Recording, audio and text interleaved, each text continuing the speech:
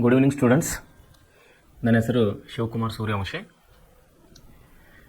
ನಾನು ಸಮಾಜ ಅಧ್ಯಯನ ಅಂದರೆ ಸಮಾಜ ಪಾಠ, ಸ್ವಾತಂತ್ರ್ಯ ಚಳವಳಿ ವಿಷಯವಾಗಿ ನಾವು ಕಳೆದ ಹಲವು ಗುಡ್ ಈವ್ನಿಂಗ್ ಸ್ಟೂಡೆಂಟ್ಸ್. ನನ್ನ ಹೆಸರು ಶಿವಕುಮಾರ್ ಸೂರ್ಯವಂಶಿ. ನಾನು ನಿಮ್ಮ ಸಮಾಜ ಶಿಕ್ಷಕ, ಸೋಷಿಯಲ್ ಸ್ಟಡಿ. ಅದರಲ್ಲಿ ವಿಶೇಷವಾಗಿ ನಾವು ಹಿಸ್ಟ್ರಿಯನ್ನು ಓದ್ತಾ ಇದ್ದೀವಿ, ಅಂದರೆ ಇತಿಹಾಸನ ಓದ್ತಾ ಇದ್ದೀವಿ. ಕಳೆದ ಹಲವು ವರ್ಗಗಳ ಮೂಲಕ ಅಂದರೆ ಕ್ಲಾಸಸ್ಗಳ ಮೂಲಕವಾಗಿ ನಾವು ಸ್ವಾತಂತ್ರ್ಯ ಸಂಗ್ರಾಮ ಅಥವಾ ಸ್ವಾತಂತ್ರ್ಯ ಹೋರಾಟದ ವಿಷಯವಾಗಿ ನಾವು ಅಭ್ಯಾಸವನ್ನು ಮಾಡ್ತಾ ಇದ್ದೇವೆ. ಈ ಸ್ವಾತಂತ್ರ್ಯ ಹೋರಾಟದಲ್ಲಿ ನಾವು ಅನೇಕ ರೀತಿಯ ಹೋರಾಟಗಳನ್ನು ನಾವು ಕಾಣ್ತಾ ಇದ್ದೀವಿ. ಮೊದಲನೇದಾಗಿ ಮಂದಗಾಮಿಗಳ ಯುಗ, ಅಂದರೆ 1885ರಿಂದ 20 ವರ್ಷಗಳ ಕಾಲ, 1905ರವರೆಗೆ ಮಂದಗಾಮಿಗಳ ಕಾಲ, ಸ್ವಾತಂತ್ರ್ಯ ಹೋರಾಟ ಚಳವಳಿಯ ಕಾಲ ಅಂತೇಳಿ ನಾವು ಕರೀತಾ ಇದ್ದೇವೆ. 1885ರಲ್ಲಿ ಭಾರತೀಯ ರಾಷ್ಟ್ರೀಯ ಕಾಂಗ್ರೆಸ್ನ ಒಂದು ಸ್ಥಾಪನೆ ಆಗ್ತದೆ. ಎ.ಓ. ಹುಮ್ ಅನ್ನೋರು ಭಾರತೀಯ ರಾಷ್ಟ್ರೀಯ ಕಾಂಗ್ರೆಸ್ಸನ್ನು ಸ್ಥಾಪನೆ ಮಾಡ್ತಾರೆ. ಇದೆಲ್ಲ ನಾವು ಕಳೆದ ಅಭ್ಯಾಸದಲ್ಲಿ ಓದುತ್ತಾ ಬರ್ತಾ ಇದ್ದೀವಿ.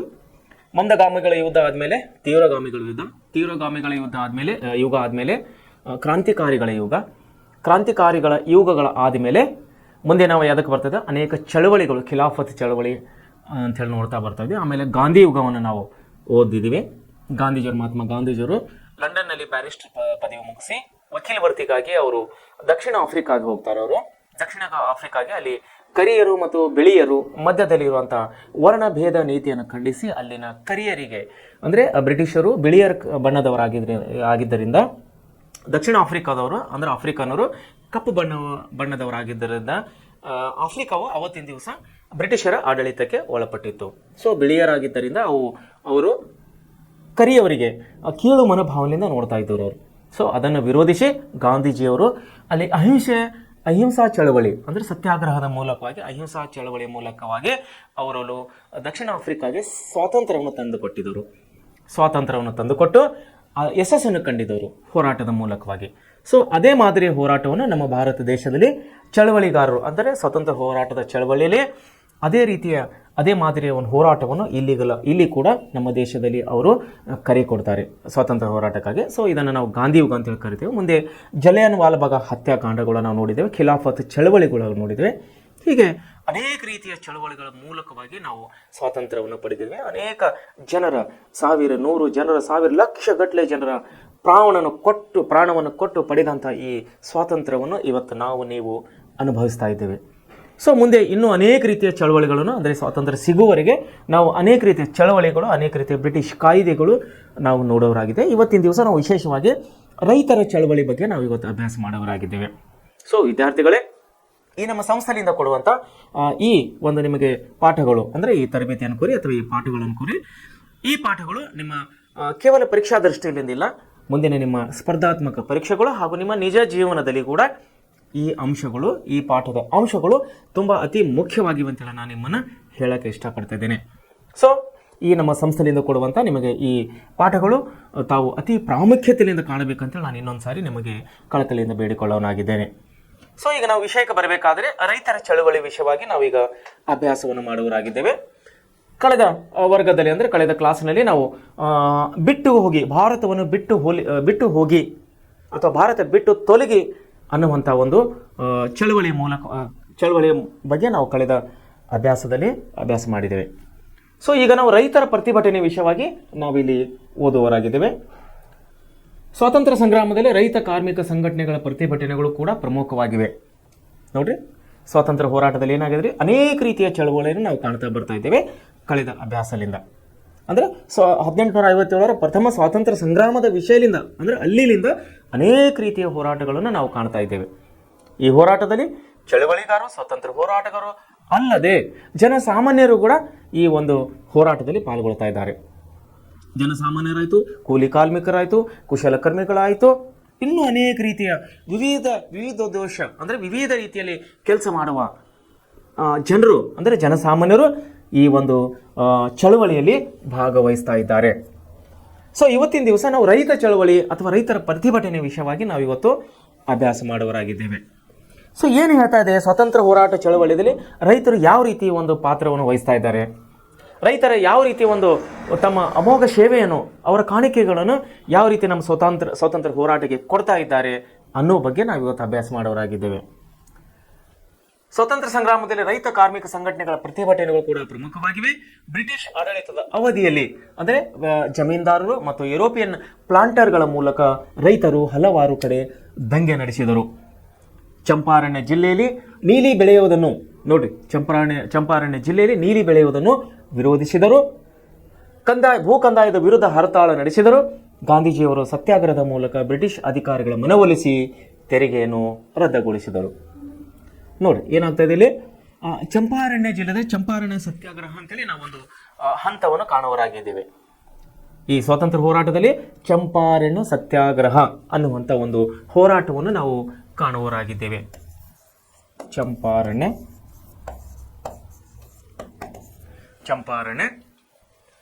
ಹೋರಾಟ. ಈ ಚಂಪಾರಣ್ಯ ಹೋರಾಟ ಅಂದ್ರೆ ಯಾಕೆ ಬಂತಂದ್ರೆ ಚಂಪಾರಣ್ಯ ಅನ್ನುವಂಥ ಜಿಲ್ಲೆಯಲ್ಲಿ ನಡೆದಂಥ ಈ ಒಂದು ಹೋರಾಟವಾಗಿದೆ. ಚಂಪಾರಣ್ಯ ಜಿಲ್ಲೆಯಲ್ಲಿ ನಡೆದಂಥ ಹೋರಾಟಕ್ಕಾಗಿ ಇದಕ್ಕೆ ನಾವು ಚಂಪಾರಣ್ಯ ಹೋರಾಟ ಅಂತೇಳಿ ನಾವು ಕರೆಯೋರಾಗಿದೆ. ಇಲ್ಲಿ ಏನಾಗಿತ್ತು ಅಂದ್ರೆ ಈ ಜಿಲ್ಲೆಯಲ್ಲಿ ನೀಲಿ ಬೆಳೆಯನ್ನು ಬೆಳೆಯುವುದನ್ನು ನಿಷೇಧ ಮಾಡಿದರು. ನೀಲಿ ಬೆಳೆಯನ್ನು ಬೆಳೆಯೋದು ನಿಷೇಧ ಮಾಡಿತ್ತು ಆವತ್ತಿನ ಬ್ರಿಟಿಷ್ ಸರ್ಕಾರ. ಸೊ ಇದನ್ನ ಏನ್ ಮಾಡಿದ್ರು, ಭೂ ಕಂದಾಯದ ವಿರುದ್ಧವಾಗಿ ಇಲ್ಲಿ ಏನ್ ಮಾಡ್ತಾರೆ, ಭೂ ಕಂದಾಯದ ವಿರುದ್ಧವಾಗಿ ಇಲ್ಲಿ ಹೋರಾಟನ ಮಾಡ್ತಾ ಇದ್ದಾರೆ ರೈತರು. ಇಲ್ಲಿ ಏನಾಗಿತ್ತು ಅಂದ್ರೆ ಬ್ರಿಟಿಷ್ ಆಡಳಿತ ಜಮೀನ್ದಾರಿ ಪದ್ಧತಿಯನ್ನು ಇದಿತ್ತು, ಚಾಲ್ತಿಯಲ್ಲಿತ್ತು. ಯುರೋಪಿಯನ್ ಪ್ಲಾಂಟರ್ಸ್ ನೋಡಿ, ಯುರೋಪಿಯನ್ ಪ್ಲಾಂಟರ್ಸ್ ಅಂದ್ರೆ ಯುರೋಪ್ ದೇಶದ ರೈತರು ಅಥವಾ ಯುರೋಪ್ ದೇಶದ ಉದ್ಯೋಗಿಗಳು. ಅವ್ರೇನ್ ಮಾಡ್ತಿದ್ರು, ನಮ್ಮ ದೇಶದಲ್ಲಿ ಬಂದು ನಮ್ಮ ಜಮೀನುದಾರರ ಅಂದ್ರೆ ನಮ್ಮ ರೈತರ ಜಮೀನನ್ನು ಲೀಸ್ಗೆ ಅಂದ್ರೆ ಬಾಡಿಗೆಗೆ ತಗೊಂಡು, ಅಂದ್ರೆ 2 ವರ್ಷ 3 ವರ್ಷ 4 ವರ್ಷ ಬಾಡಿಗೆಗೆ ತಗೊಂಡು ಅವ್ರು ಏನ್ ಮಾಡ್ತಾ ಇದ್ರು, ನೀಲಿ ಬೆಳೆಗಳನ್ನು ಬೆಳೆಸ್ತಾ ಇದ್ದರು. ಅದು ಒಂದು ಬೆಳೆ ಹೆಸರದು ನೀಲಿ ಬೆಳೆ. ಅದು ನೀಲಿ ಬೆಳೆ ಏನನ್ನೋದು ಅದ್ರ ಬಗ್ಗೆ ನಾನು ನಿಮಗೆ ಮುಂದಿನ ಕ್ಲಾಸ್ನಲ್ಲಿ ಸವಿವರವಾಗಿ ತಿಳಿಸುವನಾಗಿದ್ದೇನೆ. ಸೊ ಯುರೋಪಿಯನ್ ಪ್ಲಾಂಟರ್ಸ್ ಅಂದ್ರೆ ಯಾರೇ, ರೈತರು ಅಂತ ಅರ್ಥ. ಪ್ಲಾಂಟ್ ಅಂದ್ರೆ ಹಚ್ಚುವುದು, ಸಸಿ. ಎಕ್ಸಾಂಪಲ್ ಟ್ರೀ ಪ್ಲಾಂಟೇಶನ್ ಅಂದ್ರೆ ಏನು, ಗಿಡಗಳು ಹಚ್ಚುವುದು ಅಂತ ಅರ್ಥ. ಸೊ ಇಲ್ಲಿ ರೈತರು ಅಂದ್ರೆ ಏನು, ಅಗ್ರಿಕಲ್ಚರ್ ಮಾಡ್ತಾ ಇದ್ದಾರೆ, ರೈತಾಪಿ ಬೆಳೆಗಳನ್ನು ಬೆಳೆಸ್ತಾರೆ. ನೀಲಿ ಅನ್ನುವಂಥ ಬೆಳೆಯನ್ನು ಯಾರು ಬೆಳೆಸ್ತಾ ಇದ್ದಾರೆ, ಯಾರು ಹಚ್ಚುತ್ತಾ ಇದ್ದಾರೆ, ಯುರೋಪಿಯನ್ ಪ್ಲಾಂಟರ್ಸ್ ಅಂದ್ರೆ ಯುರೋಪ್ ದೇಶದ ರೈತರು ಅಂದ್ರೆ ಬಿಸ್ನೆಸ್ದಾರರು. ಅವರು ಇಲ್ಲಿ ನಮ್ಮ ಭಾರತ ದೇಶದಲ್ಲಿ ಬಂದು ನಮ್ಮ ರೈತರ ಜಮೀನುಗಳನ್ನು ಬಾಡಿಗೆಗೆ ಅಥವಾ ಲೀಸ್ಗೆ ತೆಗೆದುಕೊಂಡು ಸಮ್ ಇಯರ್ಸ್ ಅಂದರೆ 2 ವರ್ಷ 4 ವರ್ಷ 5 ವರ್ಷ ಬಾಡಿಗೆ ತಗೊಂಡು ಅವರು ನೀಲಿ ಬೆಳೆಗಳನ್ನು ಬೆಳೆಸ್ತಾ ಇದ್ದಾರೆ. ಬೆಳೆಸಿ ಏನು ಮಾಡ್ತಾ ಇದ್ದಾರೆ, ಅದಕ್ಕೆ ಆ ಜಮೀನಿಗೆ ಅಂದರೆ ಬೆಳೆಯನ್ನು ತಗೊಳ್ಳೋರು, ಲಾಭ ಮಾಡಿಕೊಳ್ಳೋರು ಯುರೋಪಿಯನ್ ಪ್ಲಾಂಟರ್ಸ್. ಆದರೆ ಜಮೀನು ಟ್ಯಾಕ್ಸ್ ಅಂದರೆ ಜಮೀನಿಗೆ ಒಂದು ಕಂದಾಯನ ಯಾರು ಕಟ್ಟಬೇಕು, ಯಾರು ನಮ್ಮ ಭಾರತದ ರೈತರು. ಸೊ ಇದನ್ನು ವಿರೋಧ ಮಾಡಿದವರು ಯಾರು, ನಮ್ಮ ರೈತರು. ವಿರೋಧ ಮಾಡಿ ಏನು ಮಾಡ್ತಾರೆ ಅಂದ್ರೆ ಹಲವು ಕಡೆ ರೈತರು ಏನು ಮಾಡ್ತಾರೆ, ದಂಗೆ ಹೇಳ್ತಾ ಇದ್ದಾರೆ. ಯಾಕೆ ದಂಗೆ ಹೇಳ್ತಾ ಇದ್ರು, ಪ್ಲಾಂಟರ್ಸ್ಗಳ ವಿರುದ್ಧವಾಗಿ. ನೋಡಿ, ಯುರೋಪಿಯನ್ ಪ್ಲಾಂಟರ್ಗಳ ವಿರುದ್ಧವಾಗಿ ರೈತರು ಹಲವಾರು ಕಡೆ ದಂಗೆಗಳು ಹೇಳ್ತಾ ಇದ್ದಾರೆ. ಚಂಪಾರಣ್ಯ ಜಿಲ್ಲೆ ನೋಡಿ, ವಿಶೇಷವಾಗಿ ಚಂಪಾರಣ್ಯ ಜಿಲ್ಲೆಯಲ್ಲಿ ಈ ಬೆಳೆಯನ್ನು ಬೆಳೆಯುವುದನ್ನು ವಿರೋಧ ಮಾಡ್ತಾ ಇದ್ದಾರೆ ಅವರು ಯಾರು, ನಮ್ಮ ರೈತರು. ಬೆಳೆಯನ್ನು ಯಾರು ಬೆಳೆಸ್ತಾ ಇದ್ದಾರೆ, ಯುರೋಪಿಯನ್ ಪ್ಲಾಂಟರ್ಸ್ ಬೆಳೆಸ್ತಾ ಇದ್ದಾರೆ. ವಿರೋಧ ಮಾಡ್ತಾ ಇದ್ದಾರೆ ಯಾರು, ನಮ್ಮ ರೈತರು ವಿರೋಧ ಮಾಡ್ತಾ ಇದ್ದಾರೆ. ಭೂ ಕಂದಾಯದ ವಿರುದ್ಧ ಹರತಾಳ ಅಂದ್ರೆ ಹೋರಾಟಗಳು ಅಥವಾ ಸ್ಟ್ರೈಕ್ ಅಂತ ಹೇಳಿ ಕರಿತೇವೆ ನಾವು ಇಂಗ್ಲಿಷ್ನಲ್ಲಿ, ಪ್ರತಿಭಟನೆ ಅಂತ ಹೇಳಿ ಕರಿತೀವಿ. ಹರತಾಳ ಅಂದ್ರೆ ಅದರ ಇನ್ನೊಂದು ಹೆಸರು ಪ್ರತಿಭಟನೆ ಅಂತ ಹೇಳಿ. ಹರತಾಳಗಳು ಅಂದ್ರೆ ಪ್ರತಿಭಟನೆಗಳು ನಡೀತಾ ಇದೆ ನಮ್ಮ ಭಾರತ ರೈತರ ಕಡೆಯಿಂದ. ಗಾಂಧೀಜಿಯವರು ಏನು ಮಾಡ್ತಾ ಇದ್ದಾರೆ, ಸತ್ಯಾಗ್ರಹದ ಮೂಲಕ ಬ್ರಿಟಿಷ್ ಅಧಿಕಾರಿಗಳ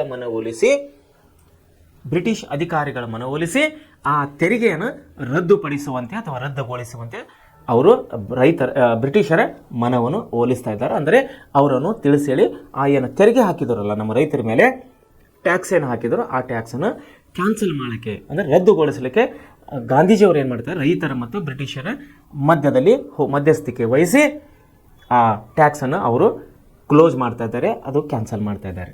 ಸೊ ಇದನ್ನು ಚಂಪಾರಣ್ಯ ಸತ್ಯಾಗ್ರಹ ಅಂತೇಳಿ ನಾವು ಕರಿತೀವಿ, ಗಾಂಧೀಜಿಯವರು ನಡೆಸಿದಂಥ ಚಂಪಾರಣ್ಯ ಸತ್ಯಾಗ್ರಹ. ಸೊ ರಾಷ್ಟ್ರೀಯ ಹೋರಾಟದ ಭಾಗವಾಗಿ ನೋಡ್ರಿ, ಈ ಸಣ್ಣ ಪುಟ್ಟ ಹೋರಾಟಗಳು ಕೂಡ ಏನು ಬರ್ತದೆ, ರಾಷ್ಟ್ರೀಯ ಹೋರಾಟಕ್ಕೆ ಉತ್ತೇಜನ ಕೊಡ್ತಾ ಇದ್ದಾವೆ. ಅಲ್ಲಲ್ಲಿ ನಡೆದಂಥ ಸಣ್ಣ ಪುಟ್ಟ ದಂಗೆಗಳು, ಸಣ್ಣ ಪುಟ್ಟ ಹೋರಾಟಗಳು ಏನು ಮಾಡ್ತಾ ಇದ್ದಾವೆ, ರಾಷ್ಟ್ರೀಯ ಹೋರಾಟಕ್ಕೆ ಪ್ರೇರಣೆಯನ್ನು ಕೊಡ್ತಾ ಇದ್ದಾವೆ. ಯಾವ ರೀತಿ ಪ್ರೇರಣೆಯನ್ನು ಕೊಡ್ತಾ ಇದ್ದಾವೆ ಅಂದರೆ, ರೈತರನ್ನು ಸಂಘಟಿಸುವ ಪ್ರಯತ್ನವನ್ನು ಭಾರತೀಯ ರಾಷ್ಟ್ರೀಯ ಕಾಂಗ್ರೆಸ್ ಮಾಡ್ತಾ ಇದೆ. ರಾಷ್ಟ್ರೀಯ ಕಾಂಗ್ರೆಸ್, ಭಾರತೀಯ ರಾಷ್ಟ್ರೀಯ ಕಾಂಗ್ರೆಸ್ ಏನು ಮಾಡ್ತಾ ಇದ್ದಾರೆ? ರೈತರನ್ನು ಸಂಘಟಿಸುವಂಥ ಕೆಲಸವನ್ನು ಮಾಡ್ತಾ ಇದೆ.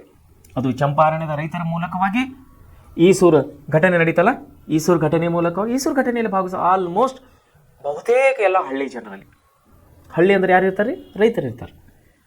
ಸೊ ಇಂತಹ ಒಂದು ಈಸೂರು ಘಟನೆ ಮತ್ತು ಚಂಪಾರಣ್ಯದ ಒಂದು ಘಟನೆಗಳ ಮೂಲಕವಾಗಿ ಇಲ್ಲಿ ಭಾರತೀಯ ರಾಷ್ಟ್ರೀಯ ಕಾಂಗ್ರೆಸ್ ಏನು ಮಾಡ್ತಾ ಇದ್ದಾರೆ? ರೈತರನ್ನು ಸಂಘಟಿಸುವಂಥ ಕೆಲಸ ಮಾಡ್ತಾ ಇದೆ, ರೈತರನ್ನು ಒಗ್ಗೂಡಿಸುವಂಥ ಕೆಲಸ ಮಾಡ್ತಾ ಇದೆ, ರೈತರನ್ನು ಹೋರಾಟಕ್ಕೆ ಇಳಿಯುವಂತೆ, ಪ್ರತ್ಯಕ್ಷವಾಗಿ ಪರೋಕ್ಷವಾಗಿ ಹೋರಾಟದಲ್ಲಿ ಇಳಿಯುವಂತೆ ನಮ್ಮ ಭಾರತೀಯ ರಾಷ್ಟ್ರೀಯ ಕಾಂಗ್ರೆಸ್ನ ಪಕ್ಷವು ಇಲ್ಲಿ ಮಾಡ್ತಾ ಇದೆ.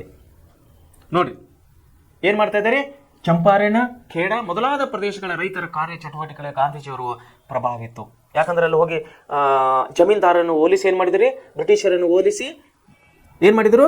ಚಂಪಾರಣ್ಯದಲ್ಲಿ ರೈತರ ಮೇಲೆ ವಿಧಿಸಿದಂಥ ಟ್ಯಾಕ್ಸ್ ಅನ್ನು, ಅಂದರೆ ತೆರಿಗೆಯನ್ನು, ಭೂಕಂದಾಯವನ್ನು ಇವರು ರದ್ದುಪಡಿಸಿದರು. ಯಾರು? ಗಾಂಧೀಜಿಯವರು. ಸೊ ಅಲ್ಲಿ ಇವರು ಗಾಂಧೀಜಿಯವರ ಪ್ರಭಾವವನ್ನು ಬೀರಿತಿಲ್ಲಿ ಚಂಪಾರಣ್ಯ ಮತ್ತು ಖೇಡಾ ಅನ್ನುವಂಥ ಪ್ರದೇಶದಲ್ಲಿ ರೈತರ ಕಾರ್ಯಚಟುವಟಿಕೆಗಳಿಗೆ ಗಾಂಧೀಜಿಯವರ ಪ್ರಭಾವ ಬೀರಿತು. ಭಾರತೀಯ ರಾಷ್ಟ್ರೀಯ ಕಾಂಗ್ರೆಸ್ ಪ್ರಭಾವದಿಂದ ತೇಬಾಗ್, ಮಲಬಾರ್ ಮೊದಲಾದೆಡೆ ಶೋಷಣೆಗೆ ಒಳಗಾಗಿದ್ದ ರೈತರು ಮತ್ತು ಜಮೀನುದಾರರು ಬ್ರಿಟಿಷರ ವಿರುದ್ಧ ತೀವ್ರವಾಗಿ ಬಂಡೇಳ್ತಾ ಇದ್ದಾರೆ. ಇಲ್ಲಿ ತೇಬಾಗ್ ಅನ್ನುವಂಥ ಒಂದು ಏರಿಯಾ ಇದೆ ಅಥವಾ ಭಾಗ ಇದೆ.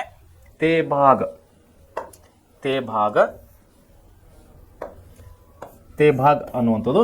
ಇನ್ನೊಂದು ಏನಿದೆ? ಮಲಬಾರ್ ಅನ್ನುವಂಥ ಒಂದು ಪ್ರದೇಶ ಇದೆ. ಮಲಬಾರ್ ಅನ್ನುವಂಥ ಪ್ರದೇಶ. ಇವೆರಡಲ್ಲ ಅಲ್ಲದೆ, ಚಂಪಾರಣ ಅಲ್ಲದೆ ಮತ್ತೆ ಹಲವು ಕಡೆ ರೈತರು ಏನು ಮಾಡ್ತಾ ಇದ್ದಾರೆ? ಗಾಂಧೀಜಿಯವರ ಒಂದು ಏನು ಮಾಡ್ತಾ ಇದ್ದಾರೆ? ಬ್ರಿಟಿಷರ ವಿರುದ್ಧವಾಗಿ ಇವರು ತೀವ್ರವಾಗಿ ಹೋರಾಟಕ್ಕೆ ಇಳಿತಾ ಇದ್ದಾರೆ ನಮ್ಮ ರೈತರು.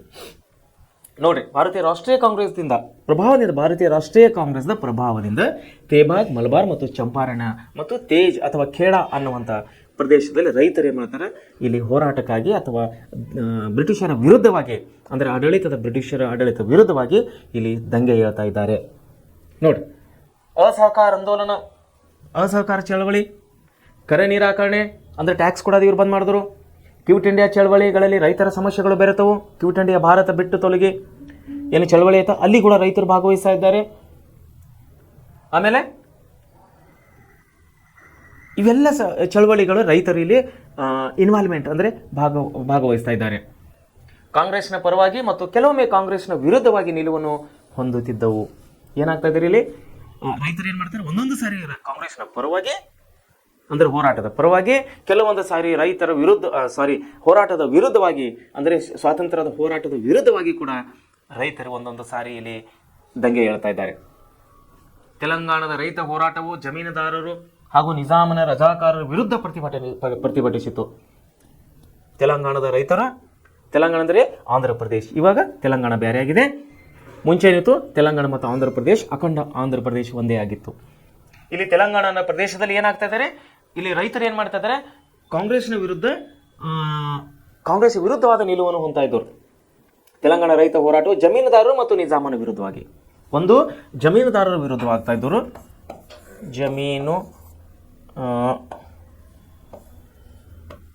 ಜಮೀನುದಾರರ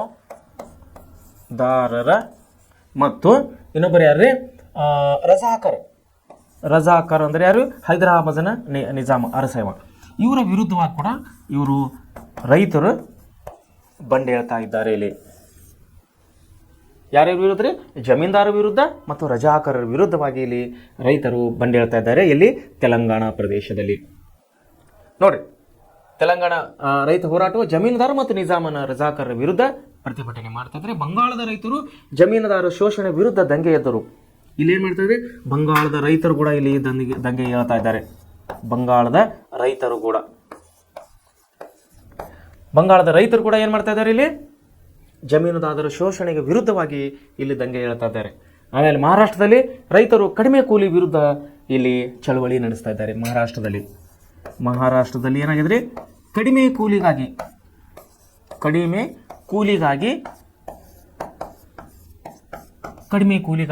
ಇಲ್ಲಿ ಮಹಾರಾಷ್ಟ್ರದಲ್ಲಿ ರೈತರು ಕೂಡ ದಂಗೆ ಹೇಳ್ತಾ ಇದ್ದಾರೆ. ಸೊ ಈ ರೀತಿ ಏನಾಗಿದೆ? ಒಂದೊಂದು ಕ್ಷೇತ್ರದಲ್ಲಿ ಆಯಾ ಪ್ರದೇಶಕ್ಕೆ ಅನುಗುಣವಾಗಿ, ಅಂದರೆ ಬಂಗಾಳದಲ್ಲಿ, ತೆಲಂಗಾಣದಲ್ಲಿ, ಮಹಾರಾಷ್ಟ್ರದಲ್ಲಿ ಮತ್ತು ಇನ್ನಿತರ ಪ್ರದೇಶಗಳಲ್ಲಿ ಎಲ್ಲ ರೈತರು ಏನು ಮಾಡ್ತಾರೆ? ತಮಗೆ ಆದಂತಹ ಅನ್ಯಾಯವನ್ನು, ತಮಗೆ ಆಗುತ್ತಿರುವ ಶೋಷಣೆ ವಿರುದ್ಧವಾಗಿ ಅವರು ಒಂದೊಂದು ಸಾರಿ ಕಾಂಗ್ರೆಸ್ನ ವಿರುದ್ಧವಾಗಿ, ಬ್ರಿಟಿಷರ ವಿರುದ್ಧವಾಗಿ ಪ್ರತಿ ಒಂದು ಸ್ಥಳದಲ್ಲಿ ಅವರು ರೈತರು ದಂಗೆ ಹೇಳ್ತಾ ಇದ್ದಾರೆ, ಅವರ ಒಂದು ಶೋಷಣೆಗಾಗಿ, ಅವರ ಒಂದು ಶೋಷಣೆಯ ವಿರುದ್ಧವಾಗಿ. ಸೊ ಈ ರೀತಿ ರೈತರ ಹೋರಾಟವು ಕೂಡ ನಮ್ಮ ಭಾರತದ ಸ್ವಾತಂತ್ರ್ಯ ಸಂಗ್ರಾಮದಲ್ಲಿ ಅತಿ ಪ್ರಮುಖವಾದಂತಹ ಪಾತ್ರ ವಹಿಸಿತು ಅನ್ನುವ ವಿಷಯವನ್ನು ನಾವು ಈ ಕಾರಣದಿಂದ, ಈ ಒಂದು ಚಳವಳಿಯಿಂದ ನಾವು ತಿಳಿವರಾಗಿದ್ದೇವೆ. ಸೊ ಮುಂದೆ ನಾವು ಬರಬೇಕಾದರೆ ಕಾರ್ಮಿಕ ಬಂಡಾಯ ಅಂತೇಳಿ ಇನ್ನೊಂದು ಚಳವಳಿಯನ್ನು ಕಾಣುವರಾಗಿದ್ದೇವೆ ನಾವು. ಕಾರ್ಮಿಕ ಬಂಡಾಯ ಯಾವ ರೀತಿ ರೈತರ ಬಂಡಾಯವನ್ನು ನಾವು ದೇಶದಲ್ಲಿ ಆಯಾ ಪ್ರದೇಶಗಳ ಅನುಗುಣವಾಗಿ, ಅಂದರೆ ಮಹಾರಾಷ್ಟ್ರದಲ್ಲಿ, ಬಂಗಾಳದಲ್ಲಿ, ತೆಲಂಗಾಣ ಅಲ್ಲದೆ ಇನ್ನಿತರ ಪ್ರದೇಶಗಳಿಗೆ ಕೂಡ ನಾವು ರೈತರ ಚಳವಳಿಗಳನ್ನು ಕಾಣುವರಾಗಿದ್ದೇವೆ. ಅದೇ ರೀತಿ ರೈತರ ಆದಮೇಲೆ ಕಾರ್ಮಿಕ ಬಂಡಾಯ ಕೂಡ ನಾವು ಇಲ್ಲಿ ಕಾಣುವರಾಗಿದ್ದೇವೆ. ಕಾರ್ಮಿಕರ ಬಂಡಾಯ. ಸೊ ಯಾವ ರೀತಿ ದೇಶದ ಒಂದು ಸ್ವಾತಂತ್ರ್ಯದಲ್ಲಿ ಕಾರ್ಮಿಕರು ಯಾವ ರೀತಿ ಬಂಡೆ ಹೇಳ್ತಾ ಇದ್ದಾರೆ ಆಡಳಿತದ ವಿರುದ್ಧವಾಗಿ ಅಥವಾ ಜಮೀನುದಾರರ ವಿರುದ್ಧವಾಗಿ ಅನ್ನೋದನ್ನು ನಾವು ತಿಳ್ಕೊಳ್ಳೋಣ. 1827ರಲ್ಲಿ ಕೋಲ್ಕತ್ತಾದಲ್ಲಿ ಆರಂಭವಾಯಿತು. 1827ರಲ್ಲಿ ಕೋಲ್ಕತ್ತಾದಲ್ಲಿ ಇದು ಕಾರ್ಮಿಕ ಬಂಡಾಯನ ನಾವು ಕಾಣುವರಾಗಿದ್ದಾವೆ. ಓಕೆ, ಸೆಣಬು, ಬಟ್ಟೆಗಿರಣಿ ನೋಡ್ರಿ, ಯಾವ ಕಾರ್ಮಿಕರು ಇದರಲ್ಲಿ ಭಾಗವಹಿಸ್ತಾ ಇದ್ದಾರೆ? ಸೆಣಬು, ಬಟ್ಟೆಗಿರಣಿ ಕಾರ್ಮಿಕರು, ರೈಲ್ವೆ ಕೂಲಿಗಳು ತಮ್ಮ ಬೇಡಿಕೆಗಳಲ್ಲಿ ಸಂಘಟಿತರಾಗತೊಡಗಿದವರು. ಎಂಥ ಕಾರ್ಮಿಕರು ಇಲ್ಲಿ? ಒಂದು ಸೆಣಬುದವರು, ಸೆಣಬು ಕಾರ್ಮಿಕರು,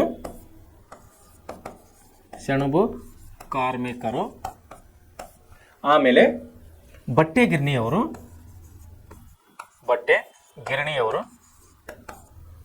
ಕಾರ್ಮಿಕರು, ಆಮೇಲೆ ರೈಲ್ವೆ ಕೂಲಿಗಳು, ಆಮೇಲೆ ಇನ್ನಿತರು ಎಲ್ಲ ಕೂಲಿಗಳು, ಕಾರ್ಮಿಕರು ಕೂಡ ಇಲ್ಲಿ ಕೆಲಸ ಮಾಡೋರು ತಮಗಾದಂತಹ ಅನ್ಯಾಯ ವಿರುದ್ಧವಾಗಿ, ಬ್ರಿಟಿಷ್ ಆಡಳಿತ ವಿರುದ್ಧವಾಗಿ ಇಲ್ಲಿ ದಂಗೆ ಹೇಳ್ತಾ ಇದ್ದಾರೆ. ಇಲ್ಲಿ ರೈಲ್ವೆ ಕಾರ್ಮಿಕರು ಏನಾದರೂ ಸಂಘಟಿತರಾಗ್ತಾ ಇದ್ದಾರೆ. ವಿಶೇಷವಾಗಿ ನೋಡಿ, ರೈಲ್ವೆ ಕೂಲಿಗಳು ತಮ್ಮ ಬೇಡಿಕೆಗಳಿಗೆ ಸಂಘಟಿತರಾಗತೊಡಗಿದರು. ಸಂಘಟನೆ ಅಂದ್ರೆ ಭಾಳ ಸಂಘಟನೆಯಲ್ಲಿ ಬಲವಿದೆ ಅಂತಾರೆ. ಸಂಘಟನೆಯಲ್ಲಿ ಬಲವಿದೆ ಅಂತ ಹೇಳ್ತಾರೆ. ಅದಕ್ಕಾಗಿ ಡಾಕ್ಟರ್ ಬಾಬಾ ಸಾಹೇಬ್ ಅಂಬೇಡ್ಕರ್ ಹೇಳಿದ್ರು ಏನಂತ? ಶಿಕ್ಷಣ, ಸಂಘಟನೆ, ಹೋರಾಟ ಅಂತ ಹೇಳಿ. ಡಾಕ್ಟರ್ ಬಾಬಾ ಸಾಹೇಬರು ಪ್ರತಿಪಾದಿಸಿದಂಥ 3 ತತ್ವಗಳು ತಾವು ವಿದ್ಯಾರ್ಥಿಗಳು ನೆನಪಿನಲ್ಲಿ ಇಟ್ಕೊಳ್ಬೇಕು. ಒಂದು ಶಿಕ್ಷಣ, ಎರಡನೇದು ಸಂಘಟನೆ ಮತ್ತು ಮೂರನೇದು ಹೋರಾಟ. ಅವ್ರೇನಂತಾರೆ, ಹೋರಾಟ ನೀವು ಮಾಡಬೇಕಾದ್ರೆ ಫಸ್ಟ್ ಮೊದಲನೇದು ಶಿಕ್ಷಿತರಾಗ್ರಿ. ಮೊದಲನೇದಾಗಿ ನೀವು ಶಿಕ್ಷಿತರಾಗಿ. ಯಾಕಂದ್ರೆ ಶಿಕ್ಷೆ ಬೇಕು ನಿಮಗೆ. ನೀವು ಯಾವುದ್ರ ಬಗ್ಗೆ ಹೋರಾಟ ಮಾಡ್ತಾ ಇದ್ದೀರಿ ಅನ್ನೋದ್ರ ಬಗ್ಗೆ ನಿಮಗೆ ಅದ್ರ ಬಗ್ಗೆ ಜ್ಞಾನವಿರಬೇಕು. ಅದ್ರ ಬಗ್ಗೆ ನಿಮಗೆ ನಾಲೆಜ್ ಬೇಕು.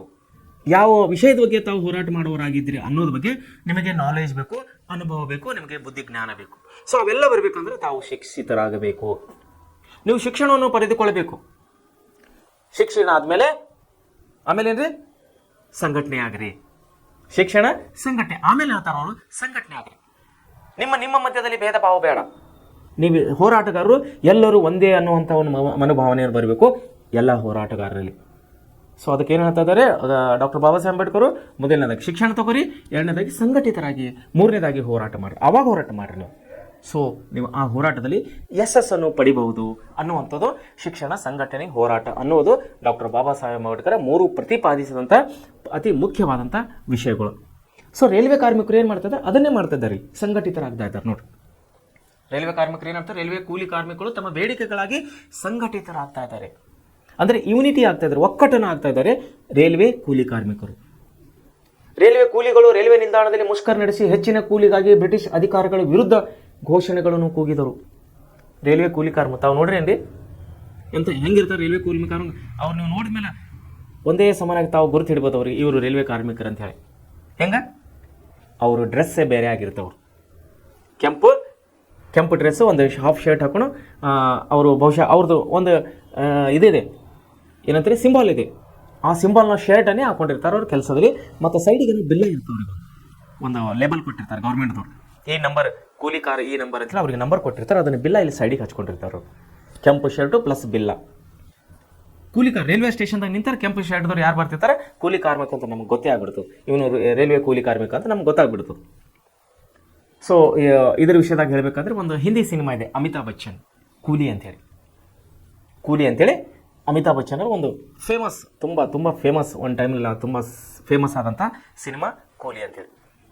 ಆಮೇಲೆ ಅದೇ ಕೂಲಿ ಮೇಲೆ ಕೂಲಿ ನಂಬರ್ 1 ಅಂತೇಳಿ ಗೋವಿಂದ ಅವರು ಆಮೇಲೆ ಬಹುಶಃ 92-93 1992-93 ಇನ್ನೊಂದು ಸಿನಿಮಾ ಬಂದಿತ್ತು ಕೂಲಿ ನಂಬರ್ 1 ಅಂತೇಳಿ. ಅದರಲ್ಲಿ ಕೂಡ ಹೀರೋ ಗೋವಿಂದ, ಅದರಲ್ಲಿ ಕೂಡ ಕೂಲಿ ಇರ್ತಾನೆ, ಕೆಂಪು ಶರ್ಟ್ ಹಾಕೊಂಡು ಇಲ್ಲೊಂದು ಬಿಲ್ಲ ಇರ್ತಾನೆ. ಸೊ ನಾ ಹೇಳೋ ಉದ್ದೇಶ ಏನಂದರೆ ಅವ್ರದ್ದೇ ಆದಂಥ ಒಂದು ಐಡೆಂಟಿಫಿಕೇಶನ್ ಇದೆ ರೈಲ್ವೆ ಕೂಲಿ ಕಾರ್ಮಿಕರು. ಬೇರೆ ಕೂಲಿ ಕಾರ್ಮಿಕರ ವಿಷಯದ ಐಡೆಂಟಿಫಿಕೇಶನ್ ಬೇರೆ ಇದಾವೆ. ಆದರೆ ರೈಲ್ವೆ ಕಾರ್ಮಿಕರ ಐಡೆಂಟಿಫಿಕೇಶನ್ ಅವ್ರಿಗೊಂದು ಬಿಲ್ಲ ಕೊಟ್ಟಿರ್ತಾರೆ, ಒಂದು ಕೆಂಪು ಶರ್ಟ್ ಇರ್ತಾರೆ, ಅಂದರೆ ಇವರು ರೈಲ್ವೆ ಕಾರ್ಮಿಕರು ಅಂತೇಳಿ ನಾವು ಸಡನ್ ಆಗಿ ಅವ್ರಿಗೆ ಐಡೆಂಟಿಫೈ ಮಾಡ್ಬೋದು, ಅವ್ರಿಗೆ ಗೊತ್ತು ಹಿಡ್ಬೋದು ನಾವು ಅವ್ರಿಗೆ. ಆದರೆ ಬೇರೆ ಕಾರ್ಮಿಕರನ್ನು ಬೇರೆ ವಿಧದಲ್ಲಿ, ಬೇರೆ ಗುಂಪಿನಲ್ಲಿ, ಬೇರೆ ಒಂದು ವಿಭಾಗದ ಕಾರ್ಮಿಕರನ್ನು ನಾವು ಗುರುತು ಹಿಡಿಯೋದು ಸ್ವಲ್ಪ ಕಷ್ಟ ಆಗುತ್ತದೆ. ಯಾಕೆ ಐಡೆಂಟಿಫಿಕೇಶನ್ ಅವ್ರದ್ದು ಡಿಫ್ರೆಂಟ್ ಇದೆ. ಆದರೆ ರೈಲ್ವೆ ಕಾರ್ಮಿಕರ ಐಡೆಂಟಿಫಿಕೇಶನ್ ಗುರುತು ಸಿಂಪಲ್ ಆಗಿದೆ, ಬೆಸ್ಟ್ ಕಣ್ಣಿಗೆ ಕಾಣ್ಕೊಡ್ತಾರೆ, ಒಂದೇ ಸಾರಿ ಕಾಣ್ಬಿಡ್ತಾರೆ ಅವರು ಕೆಂಪು ಶರ್ಟ್ದವ್ರು. ಸೊ ಇಲ್ಲೇನಾಗ್ತಾ ಇದ್ದಾರೆ, ಸಂಘಟಿತರಾಗ್ತಾ ಇದ್ದಾರೆ, ರೈಲ್ವೆ ಕೂಲಿ ಕಾರ್ಮಿಕರು ಸಂಘಟಿತರಾಗ್ತಾ ಇದ್ದಾರೆ. ಅವ್ರು ಏನು ಮಾಡ್ತಾ ಇದ್ದಾರೆ, ಬ್ರಿಟಿಷರಿಗೆ ಹೆಚ್ಚಿನ ಕೂಲಿಗಾಗಿ ನೋಡಿ ರೈಲ್ವೆ ನಿಲ್ದಾಣಗಳ ಮುಷ್ಕರ ನಡೆಸಿ ಹೆಚ್ಚಿನ ಕೂಲಿಗಾಗಿ ಬ್ರಿಟಿಷರ ಅಧಿಕಾರಿಗಳ ವಿರುದ್ಧವಾಗಿ ಘೋಷಣೆಗಳ ಘೋಷಣೆ ಅಂದರೆ ಧಿಕ್ಕಾರಗಳನ್ನು ಕೂಗುತ್ತಾ ಅವ್ರು ಏನು ಮಾಡ್ತಾ ಇದ್ದಾರೆ ಅಂದರೆ ಘೋಷಣೆಗಳ ವಿರುದ್ಧ ಕೂಗುತ್ತಾ ರೈಲ್ವೆ ಸ್ಟೇಷನ್ನಲ್ಲಿ ಅಂದರೆ ರೈಲ್ವೆ ಪ್ಲಾಟ್ಫಾರ್ಮ್ನಲ್ಲಿ ಅವರು ಸ್ಟ್ರೈಕ್ ಅಂದರೆ ಹೋರಾಟನ ಮಾಡ್ತಾ ಇದ್ದಾರೆ ಬ್ರಿಟಿಷರ ವಿರುದ್ಧವಾಗಿ ಕೂಲಿ ಕಾರ್ಮಿಕರು. ಸೊ ಕೋಲ್ಕತ್ತಾದಲ್ಲಿ ಪ್ರಿಂಟರ್ಸ್ ಯೂನಿಯನ್ ಅವರು ನೋಡಿ, ಕೋಲ್ಕತ್ತಾದಲ್ಲಿ ಏನಾಗ್ತಾ ಇದ್ದಾರೆ, ಪ್ರಿಂಟರ್ ಯೂನಿಯನ್ ಅವರು ಮತ್ತು ಬಾಂಬೆ ಬಟ್ಟಿ ಗಿರಣಿಯವರು ಕಾರ್ಮಿಕರು ರಾಷ್ಟ್ರೀಯ ಜಾಗೃತಿ ಉಂಟು ಮಾಡ್ತಾ ಇದ್ದಾರೆ.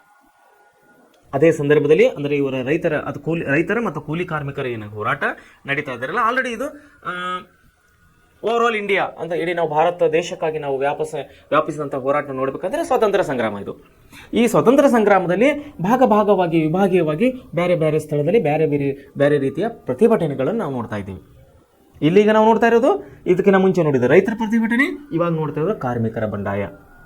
ಸೊ ಏನಾಗ್ತಾ ಇದೆ ಅಂದರೆ ಇಲ್ಲಿ ಬಾಂಬೆ ಬಟ್ಟಿ ಗಿರಣಿದವರು ಮತ್ತು ಪ್ರಿಂಟರ್ಸ್ ಯೂನಿಯನ್ ಕಲ್ಕತ್ತಾದವರು ಇವ್ರು ಏನು ಮಾಡ್ತಾ ಇದ್ದಾರೆ ಗೊತ್ತಂದರೆ ರಾಷ್ಟ್ರೀಯ ಜಾಗೃತಿ ಬಗ್ಗೆ ಇವರು ಜಾಗೃತಿ ಮೂಡಿಸ್ತಾ ಇದ್ದಾರೆ. ರಾಷ್ಟ್ರೀಯತೆ ಬಗ್ಗೆ ಯಾರಿಗೆ?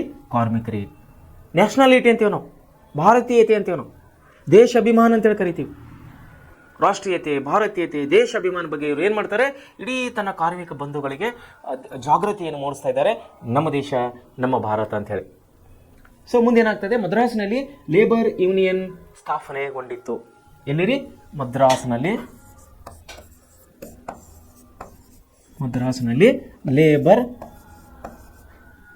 ಯೂನಿಯನ್ ಅನ್ನು ಪ್ರಾರಂಭ ಆಗ್ತಾ ಇದೆ. ಲೇಬರ್ ಯೂನಿಯನ್ ಪ್ರಾರಂಭ ಆಗ್ತಾ ಇದೆ. ಮದ್ರಾಸ್ನಲ್ಲಿ ಲೇಬರ್ ಯೂನಿಯನ್ ಸ್ಥಾಪನೆಗೊಂಡಿತ್ತು. ನಂತರದಲ್ಲಿ ಇದು ಕಾರ್ಮಿಕ ಸಂಘಟನೆಗಳು ಸ್ಥಾಪನೆಗೊಂಡವು. ಕಾಂಗ್ರೆಸ್ ಕಾರ್ಮಿಕ ಸಂಘಟನೆಗಳ ಇಂತಹ ಚಳವಳಿಗೆ ಬೆಂಬಲ ನೀಡಿತು. ಭಾರತೀಯ ರಾಷ್ಟ್ರೀಯ ಕಾಂಗ್ರೆಸ್ ಏನು ಸ್ವತಂತ್ರ ಸಂಗ್ರಾಮದಲ್ಲಿ ಏನು ಪ್ರಮುಖ ಒಂದು ಸಂಘಟನೆ ಆಗಿದೆಯಲ್ಲ, ಅವ್ರು ಏನು ಮಾಡ್ತಾರೆ, ಈ ಸಣ್ಣ ಪುಟ್ಟ ಸಂಘಟನೆಗಳಿಗೆ, ಸಣ್ಣ ಪುಟ್ಟ ಹೋರಾಟಗಳು ಕೂಡ ಅವ್ರು ಏನು ಮಾಡ್ತಾ ಇದ್ದಾರೆ, ಪ್ರೋತ್ಸಾಹನ ಕೊಡ್ತಾ ಇದ್ದಾರೆ, ಅವ್ರಿಗೆ ಸಪೋರ್ಟ್ ಮಾಡ್ತಾ ಇದ್ದಾರೆ, ಬೆಂಬಲವನ್ನು ಕೊಡ್ತಾ ಇದ್ದಾರೆ. ಸೊ ಆ ದಿಶೆಯಲ್ಲಿ ಅದೇ ಒಂದು ನಿಟ್ಟಿನಲ್ಲಿ ಇಲ್ಲಿ ರೈತ ಕಾರ್ಮಿಕರು ಕೂಡ ಬೆಂಬಲ ಕೊಟ್ಟಿದ್ದಾರೆ, ಇಲ್ಲಿ ಕೂಲಿ ಕಾರ್ಮಿಕರಿಗೆ ಕೂಡ ಭಾರತೀಯ ರಾಷ್ಟ್ರೀಯ ಕಾಂಗ್ರೆಸ್ ಇಲ್ಲಿ ಬೆಂಬಲವನ್ನು ಕೊಡ್ತಾ ಇದೆ. ಸೊ ಇವರ ಬೆಂಬಲದಿಂದ ಮತ್ತು ಇವರ ಒಂದು ಹೋರಾಟದಿಂದ ಏನಾಗ್ತದೆ, ಇಲ್ಲಿ ಸ್ವಾತಂತ್ರ್ಯ ಸಂಗ್ರಾಮವು ಇಡೀ ದೇಶವ್ಯಾಪ್ತಿ ಹಳ್ಳಿಗಳಿಗೆ ಊರುಗಳಿಗೆ ಸ್ವಾತಂತ್ರ್ಯ ಸಂಗ್ರಾಮದ ಕಿಚ್ಚನ್ನು ಹರಡ್ತಾ ಇದೆ. ಸೊ ಏನಾಗ್ತದೆ, ಈ ಎರಡು ಆದಮೇಲೆ ನಾವು ಇನ್ನೊಂದು ಬಂಡಾಯವನ್ನು ನೋಡೋರಾಗಿದ್ದೇವೆ, ಬುಡಕಟ್ಟು ಬಂಡಾಯ ಅಂತೇಳಿ. ಬುಡಕಟ್ಟು ಬಂಡಾಯ ನೋಡ್ರಿ, ಯಾವ ರೀತಿ ರೈಲ್ವೆ ಯೂನಿಯನ್ ಅಂದರೆ ರೈಲ್ವೆ ಕೂಲಿ ಕಾರ್ಮಿಕರು ಯಾವ ರೀತಿ ಒಂದು ಹೋರಾಟ ಮಾಡ್ಕೊಂಡು ಬಂದರೋ ಕಾರ್ಮಿಕರ ಬಂಡಾಯದಲ್ಲಿ, ನಾವು ಇಲ್ಲಿ ಬುಡಕಟ್ಟು ಬಂಡಾಯವನ್ನು ನೋಡುವರಾಗಿದ್ದೆವು. ಬುಡಕಟ್ಟು ಬಂಡಾಯ. ಸೊ ಏನು ಹೇಳ್ತಾ ಇದೆ ಬುಡಕಟ್ಟು ಬಂಡಾಯ ಅಂದರೆ, ಈಗ ಆಲ್ರೆಡಿ ನಾವು ಕಾರ್ಮಿಕರ ಬಂಡಾಯವನ್ನು ನೋಡಿದ್ದೀವಿ, ಆಮೇಲೆ ರೈತರ ಬಂಡಾಯವನ್ನು ನೋಡಿದ್ದೀವಿ, ಈಗ ನಾವು ಬುಡಕಟ್ಟು ಬಂಡಾಯ ನೋಡ್ತಾ ಇದ್ದೀವಿ. So British East India company ಆಳ್ವಿಕೆಯಲ್ಲಿ ಜಾರಿಗೆ ತಂದ ಕಂದಾಯ ಮತ್ತು ಅರಣ್ಯ ನೀತಿಗಳು ಯಾವ್ರಿ? ಜಾರಿಗೆ ತಂದಂಥ ಕಂದಾಯ ಮತ್ತು ಅರಣ್ಯ ನೀತಿಗಳು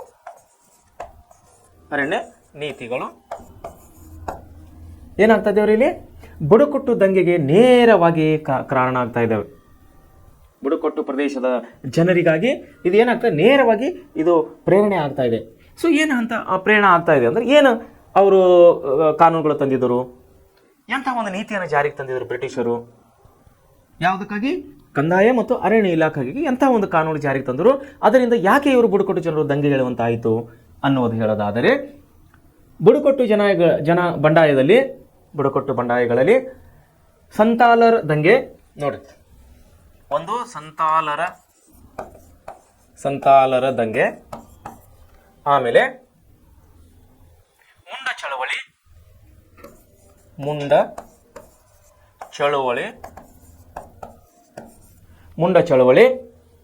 ಪ್ರಮುಖವಾಗಿವೆ. ಸಂತಾಲರ ದಂಗೆ ಮತ್ತು ಮುಂಡ ಚಳವಳಿಗಳು ಏನಾಗಿವೆ ಇಲ್ಲಿ ಪ್ರಮುಖವಾಗಿವೆ.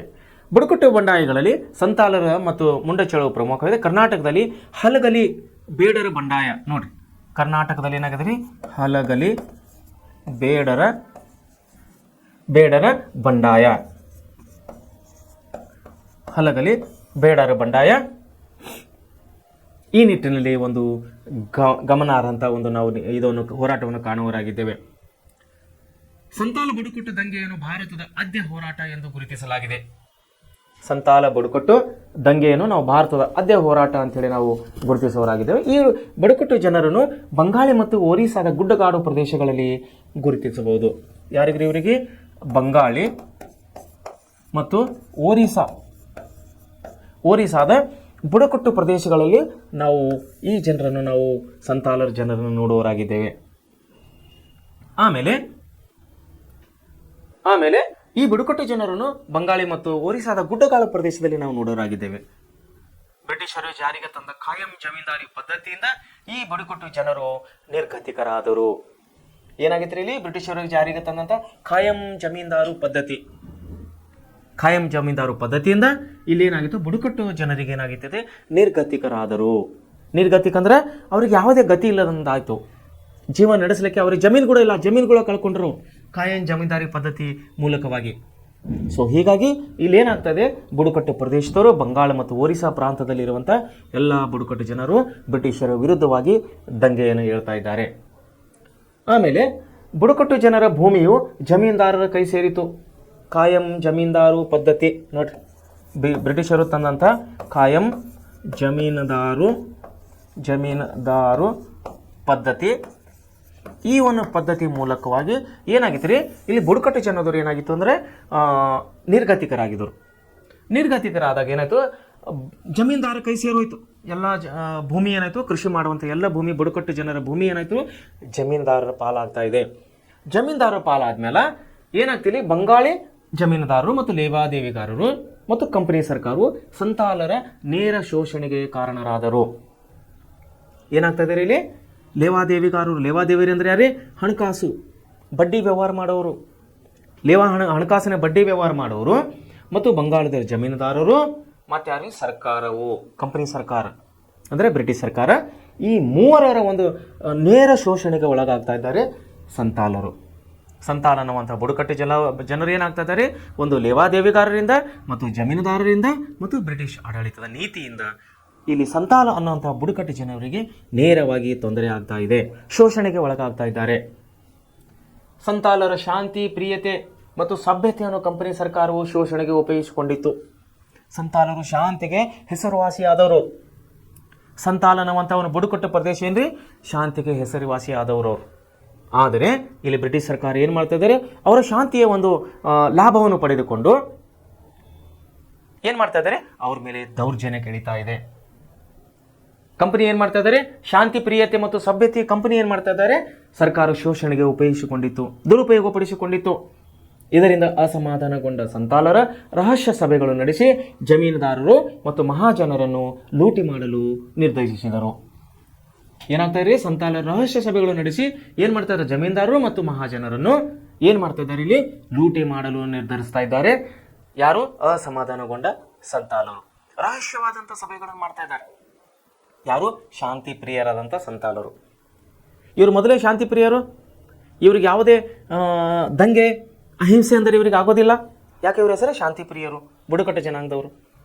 ಬುಡಕಟ್ಟು ಜನಾಂಗ ಅಂದ್ರೆ ಅವ್ರಿಗೆ ಏನು ಬೇಕ್ರಿ? ಒಂದು ಕೆಲಸ ಬೇಕು, ಒಂದು ಹೊಟ್ಟೆಪಾಡಿಗೆ ಒಂದು ಹುದ್ದೆ ಬೇಕು, ಅವರಿಗೆ ದುಡ್ಕೊಂಡು ತಿನ್ನಲಿಕ್ಕೆ ಒಂದು ವ್ಯವಸಾಯ ಮಾಡಲಿಕ್ಕೆ ಅವ್ರಿಗೆ ಒಂದು ಜಮೀನು ಬೇಕು. ಆದರೆ ಖಾಯಂ ಜಮೀನ್ದಾರಿ ಪದ್ಧತಿಯಿಂದ ಏನಾಯ್ತು? ಎಲ್ಲ ಜಮೀನವು ಜಮೀನುದಾರರ ಪಾಲಾಗ್ತಾ ಇದೆ, ಲೇವಾದೇವಿಗಾರರ ಪಾಲಾಗ್ತಾ ಇದೆ. ಬೀದಿಗೆ ಬಂದಂತ ಸಂತಾಲರು ಏನ್ ಮಾಡ್ತಾ ಇದ್ದಾರೆ, ಇಲ್ಲಿ ರಹಸ್ಯ ಸಭೆಗಳನ್ನು ನಡೆಸ್ತಾ ಇದ್ದಾರೆ. ರಹಸ್ಯ ಸಭೆ ಅಂದ್ರೆ ಏನ್ರಿ, ಅವರು ಸಭೆ ಮಾಡಿದಂತ ಯಾವುದೇ ವಿಷಯನೂ ಸೀಕ್ರೆಟ್ ಆಗಿ ಮೇಂಟೈನ್ ಮಾಡ್ತಾ ಇದ್ದಾರೆ. ಅಂದ್ರೆ ಬ್ರಿಟಿಷರಿಗೆ ಗೊತ್ತಾಗದೆ ಹಾಗೆ, ಲೇವಾದೇವಿಗಾರಿಗೆ ಗೊತ್ತಾಗದೆ ಹಾಗೆ, ಜಮೀನುದಾರರಿಗೆ ಗೊತ್ತಾಗದೆ ಹಾಗೆ ಸೀಕ್ರೆಟ್ ಆದಂತಹ ಮೀಟಿಂಗ್ಸ್ಗಳನ್ನು ಅಂದ್ರೆ ಸಭೆಗಳನ್ನು ಮಾಡಿ ಒಕ್ಕಟ್ಟಾಗ್ತಾ ಇದ್ದಾರೆ ಇವರು. ಸಂತಾಲರು ಒಕ್ಕಟ್ಟಾಗಿ ಇವ್ರು ಏನ್ ಮಾಡ್ತಾ ಇದ್ದಾರೆ, ಜಮೀನ್ದಾರು ಮತ್ತು ಮಹಾಜನರನ್ನು ಲೂಟಿ ಮಾಡಲಿಕ್ಕೆ, ಏನು ಇವರಿಂದ ಜಮೀನೇನು ಪಡೆದುಕೊಂಡು ಅವರು ಶ್ರೀಮಂತರಾಗ್ತಾ ಇದ್ದಾರಲ್ಲ, ಅವರೆಲ್ಲ ಆಸ್ತಿ ಪಾಸ್ತಿಗಳನ್ನು ಲೂಟಿ ಮಾಡಲಿಕ್ಕೆ ರಹಸ್ಯ ಸಭೆಗಳನ್ನು ಮಾಡ್ತಾ ಇದ್ದಾರೆ ಸಂತಾಲ ಬುಡಕಟ್ಟು ಜನಾಂಗದವರು. ಆಮೇಲೆ ದಂಗೆ ಇವು ಏನಾಗ್ತಾ ಇದ್ರಿ, ಬಾರಹತ್ ನೋಡ್ರಿ, ದಂಗೆ ಏನಾಗ್ತಾ ಇದ್ರಿ, ಬಾರಹತ್, ಭಾಗತ್ಪುರ್ ಮತ್ತು ರಾಜ್ ಮಹಲ್ಗಳಲ್ಲಿ ತೀವ್ರವಾಗ್ತಾ ಇದೆ. ದಂಗೆ ಏನಾಗ್ತಾ ಇದ್ರಿ, ಬಾರಹತ್ ಅನ್ನುವಂಥ ಪ್ರದೇಶ, ಆಮೇಲೆ ಬಾರಹತ್ ಆದ್ಮೇಲೆ ಭಾಗತ್ಪುರ್, ಆಮೇಲೆ ಏನೊಂದು ರಾಜ್ ಮಹಲ್. ಈ ರಾಜ್ ಮಹಲ್ ಅನ್ನುವಂಥ ಪ್ರದೇಶಗಳಲ್ಲಿ ಏನಾಗ್ತಾ ಇದೆ, ಇಲ್ಲಿ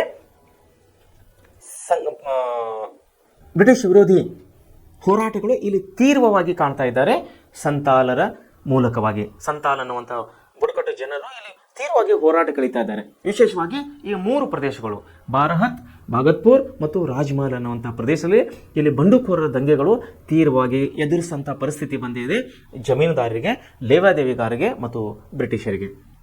ಸೊ ಮುಂದೆ ನೋಡ್ರಿ ಏನಾಗ್ತದೆ, ಇಲ್ಲಿ ಏನಾಗ್ತಾ ಇದೆ, ಪರಿಣಾಮವಾಗಿ ಬುಡಕಟ್ಟು ಜನರು ಅವರ ಶತ್ರುಗಳನ್ನು ಹತ್ಯೆ ಮಾಡ್ತಾ ಇದ್ದಾರೆ.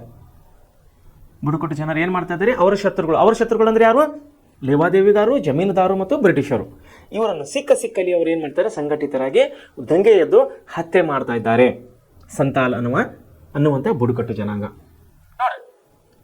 ಇದರಿಂದ ಜಮೀನುದಾರರು ಮತ್ತು ಲೇವಾದೇವಿಗಾರರು ಪಲಾಯನ ಮಾಡಿದರು, ಓಡೋಗ್ಬಿಟ್ರು. ಇವರ ಭೂ ಪ್ರದೇಶವನ್ನೇ ಬಿಟ್ಟುಕೊಟ್ಟು ಓಡೋಗ್ಬಿಟ್ರು ಅವರು. ಯಾರು, ಜಮೀನ್ದಾರರು ಮತ್ತು ಲೇವಾದೇವಿಗಾರರು. ಆದರೆ ಸಂತಾಲರ ದಂಗೆಯನ್ನು ಹತ್ತಿಕ್ಕಲು ಬ್ರಿಟಿಷರು ಸೈನ್ಯನೇ ಬಳಸಿಕೊಂಡರು. ಬ್ರಿಟಿಷರು ಓಡೋಗ್ತಾರೆ, ಜಮೀನ್ದಾರು ಓಡೋದರು, ಲೇವಾದೇವಿಗಾರರು ಓಡೋದರು. ಆದರೆ ಬ್ರಿಟಿಷರು ಓಡೋಗ್ತಾರೆ. ಇವರ ದಂಗೆಯನ್ನು ಹತ್ತಿಕ್ಕಲಿಕ್ಕೆ ಅವರು ಸೇನೆಯನ್ನು ಬಳಸ್ತಾ ಇದ್ದಾರೆ. ಬಂಡುಕೋರರ ದಂಗೆಯನ್ನು ಹತ್ತಿಕ್ಕಲು ಸೇನೆಯನ್ನೇ ಕರೆಸಿದ್ದಾರೆ ಬ್ರಿಟಿಷ್ ಅಧಿಕಾರಿಗಳು. ಸೊ ಮುಂದೆ ನೋಡ್ರಿ, ಸಂತಾಲರ ದಂಗೆಯು ಕೊನೆಗೊಂಡರು. ಅದು ಮುಂದಿನ ಅನೇಕ ಹೋರಾಟಗಳಿಗೆ ಪ್ರೇರಣೆ ಆಯಿತು.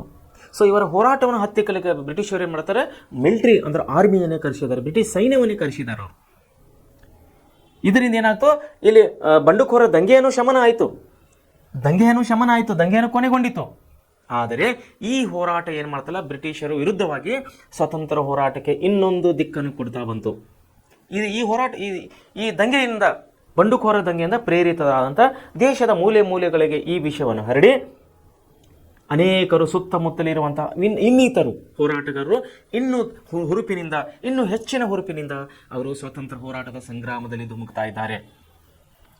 ಸೊ ಮುಂದೆ ನೋಡ್ರಿ, ಹೀಗಾಗಿ ಏನಾಗ್ತದೆ, ಈ ಸಣ್ಣ ಪುಟ್ಟ ದಂಗೆಗಳು ಅಂದ್ರೆ ರೈತರ ಚಳವಳಿ, ಚಂಪಾರಣ ಚಳವಳಿ, ಆಮೇಲೆ ಇನ್ನೊಂದು ಯಾವ್ದ್ರಿ, ಕೂಲಿ ಕಾರ್ಮಿಕ ಬಂಡಾಯ, ಆಮೇಲೆ ಬಂಡುಕೋರರ ಬಂಡಾಯ.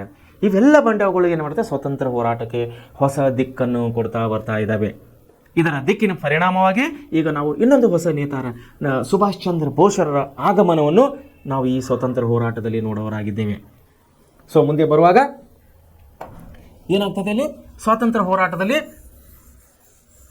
ಅತಿ ಪ್ರಮುಖವಾದಂಥ ಒಂದು ರೋಲ್ ಅಂತೇಳಿ ನಾವೇನು ಕರಿತೇವಲ್ಲ, ಅದು ರೋಲ್ ಇದ್ದಿದ್ದು ಗಾಂಧೀಜಿ ಅವರ ನಂತರ, ಮಹಾತ್ಮ ಗಾಂಧೀಜಿಯವರ ನಂತರ ಇನ್ನೊಂದು ನಮಗೆ ಹೊಸ ಮುಖ ಕಾಣುವುದು ಸುಭಾಷ್ ಚಂದ್ರ ಬೋಸ್ ಅಂತೇಳಿ. ಸುಭಾಷ್ ಚಂದ್ರ ಬೋಸ್ ಅವರು ನೇರವಾಗಿ ಏನ್ ಮಾಡ್ತಾ ಇದ್ದಾರೆ, ಈ ಒಂದು ಸ್ವತಂತ್ರ ಹೋರಾಟದಲ್ಲಿ ಭಾಗವಹಿಸುವಂತಹ ಕೆಲಸ ಮಾಡ್ತಾ ಇದ್ದಾರೆ. ಸುಭಾಷ್ ಚಂದ್ರ ಬೋಸ್